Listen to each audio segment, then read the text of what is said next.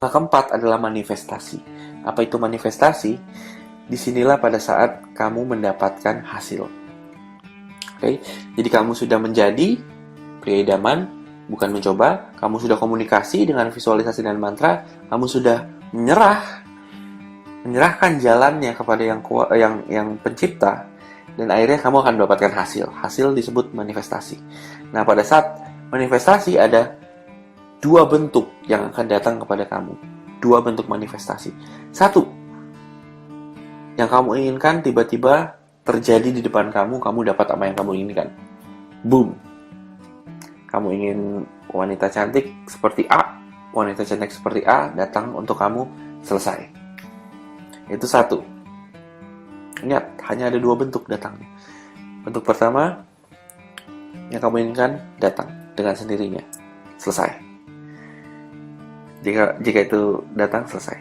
Oke. Kedua, bentuk kedua dari manifestasi adalah kamu dapat ide. Oke, dapat ide. Jadi misalnya kamu lagi jalan-jalan, atau lagi mandi, atau lagi tidur, atau lagi apapun, kamu tiba-tiba muncul ide di kepala kamu. Dan pada saat muncul ide, jangan ragu, jangan analisa, jangan mikir-mikir dulu, lakukan ide tersebut. Just do it. Walaupun ide tersebut sepertinya tidak ada hubungannya dengan apa yang kamu inginkan. Oke? Jadi satu, yang kamu inginkan datang kepada kamu, selesai. Dan kedua, kamu dapat ide. Oke? Pada saat dapat ide, jangan ragu, jangan berpikir, jangan dianalisa. Just do it, lakukan.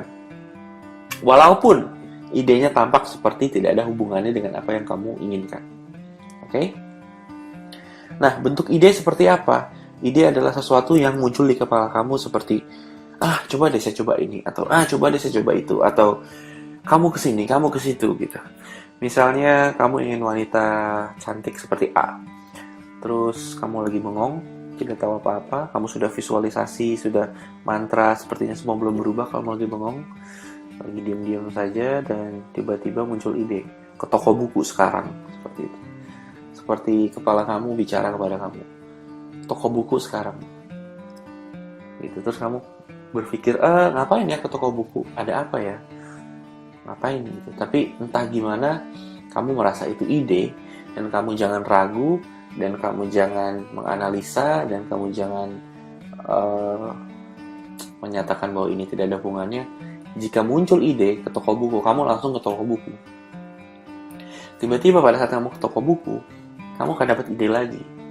Jadi pada saat kamu toko buku, ke rak B, kamu ke rak B, tiba-tiba kamu menemukan satu buku, terus kamu menemukan satu buku, terus kamu baca bukunya, terus ternyata bukunya menarik.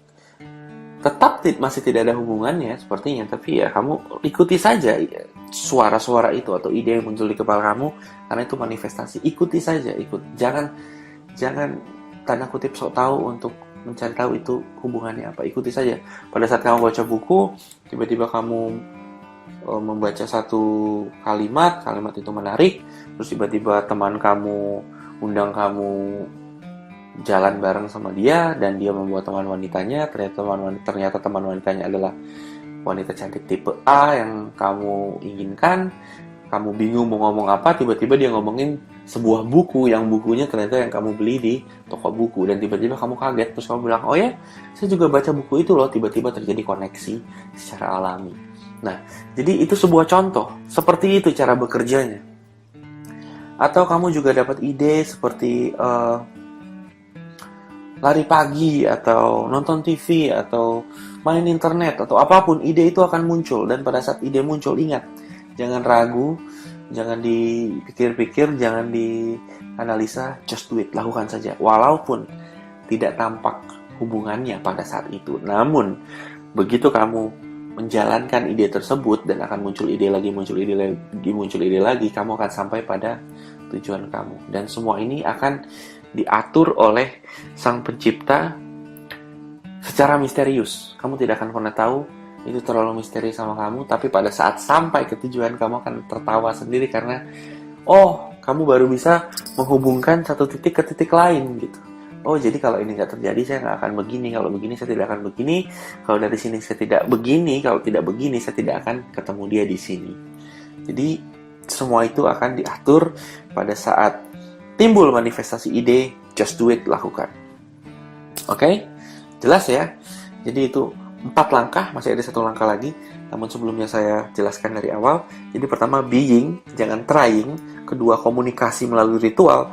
Ketiga, surrendering, menyerahkan caranya kepada Sang Pencipta. Dan terakhir, dan yang keempat adalah manifestasi. Manifestasinya datang dalam 2 bentuk, yaitu hasil yang langsung konkret di depan muka kamu, selesai, atau muncul menjadi sebuah ide. Nah, tahap kelima dan yang terakhir adalah yang saya sebut dengan blocks. Blocks. Blocks itu adalah halangan. Jadi tahap kelima ini caranya melewati halangan-halangan. Hanya ada 2 halangan sebenarnya.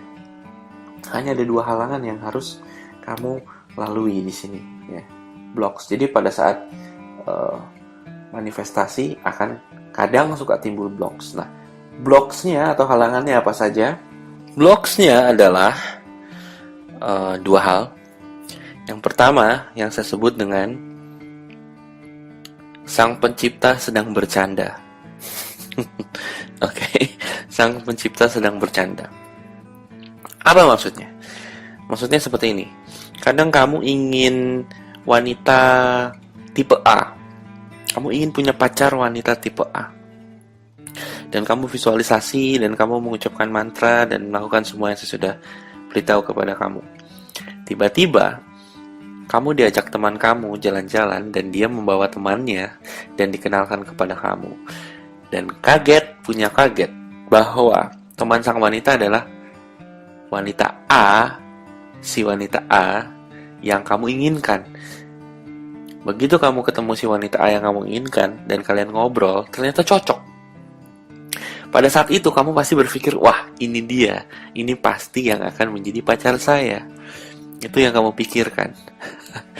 Dan pada saat itu kamu jalan dengan sang wanita berdua dan kamu sudah dalam hati sudah pasti menyangka bahwa ini sudah pasti sukses karena Sang Pencipta sudah menjawab tanda kutip doa kamu, permintaan kamu. Kamu sudah ketemu yang cocok dan dia tipe wanita A yang kamu inginkan.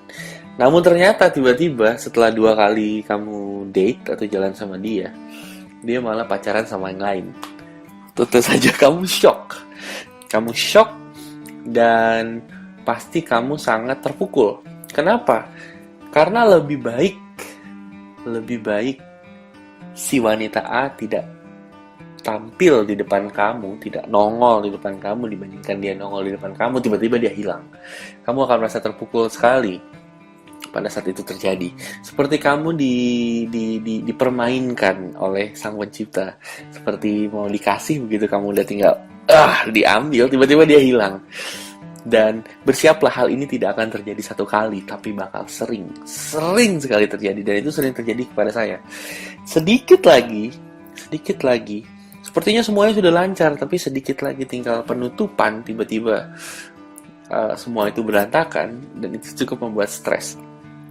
Oke? Jadi dulu saya berpikir bahwa jika hal ini terjadi, Sang Pencipta bermain lelucon dengan saya. Sepertinya saya dikutuk atau apa gitu. Saya tidak tahu apa ini maksudnya. Kenapa Sang Pencipta itu jahat sekali. Udah memberikan yang saya inginkan, tapi tinggal sedikit lagi saya ambil, itu hilang. Oke? Namun akhirnya saya sadar sesuatu bahwa itu bukan sesuatu yang buruk. Ternyata itu memang ditujukan untuk membuat kamu jalan ke arah yang Sang Pencipta inginkan. Namun kamu tidak akan berjalan jika dia tidak memunculkan apa yang kamu mau di depan kamu. Jadi dia seperti memberikan pancingan kepada kamu untuk, hey, jalan ke sini. Dia memberikan pancingannya adalah dengan memunculkan apa yang kamu inginkan di depan kamu, supaya kamu berjalan ke arah yang dia inginkan, ke satu titik. Tapi bukan berarti hal yang kamu inginkan yang ditimbulkan oleh Sang Pencipta saat itu kamu bisa dapat saat itu juga. Bukan seperti itu.